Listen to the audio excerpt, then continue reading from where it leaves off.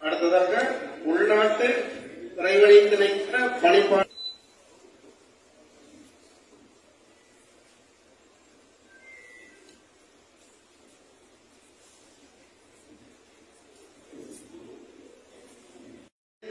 Zone பிள்ளை,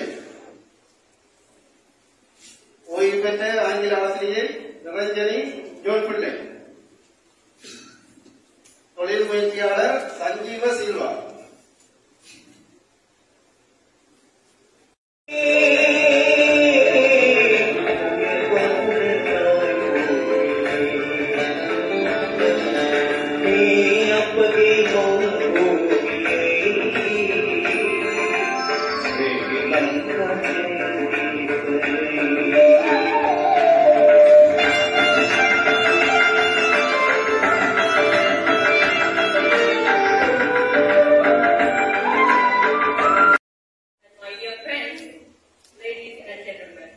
welcome to this event and make this event as popular. Thank you so much.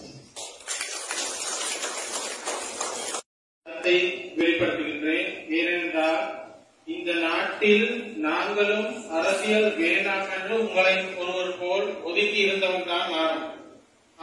ஆனால் இந்த ஆட்சியாளர்கள் எங்களையும் வந்து கருத்து தெரிவித்தால் மட்டுமே இந்த நாட்டை 2008ஆம் ஆண்டு அவர்களிடம் சென்று ஏன் இந்த நாடு இப்படி மாறவில்லை என்று எங்களால் கேள்வி கேட்கவும் முடியாது.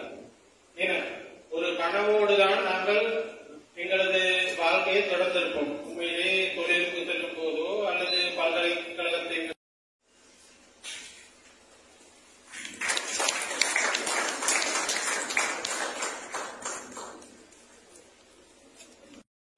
இடைவெளியை கேட்டாலும் இளைஞரை கேட்டாலும் மாற்றம் ஒன்று தேவை என்று கூறுகிறார்கள். அந்த மாற்றத்தை செய்யக்கூடியவர்கள் யார்?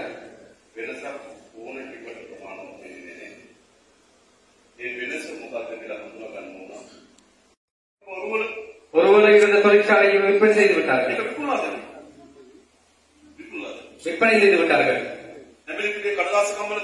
எபிலிபதியில் இருந்த காகித தொழிற்சாலை விற்பனை செய்து விட்டார்கள். பராத்தமனை ரசாயன தொழிற்சாலை அதை மூடிவிட்டார்கள். காங்கேசந்துறையில் சீமெந்து தொழிற்சாலை மூடிவிட்டார்கள்.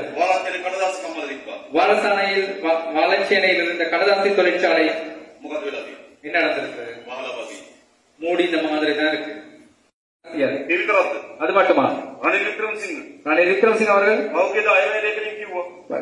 கடந்த வரவு செலவு திட்டத்திலே குறிப்பிட்டார், இலங்கை தேசிய காப்புறுதி கூட்டத்தால் விற்பனை செய்ய மாட்டேன், டெலிகாமை விற்பனை செய்ய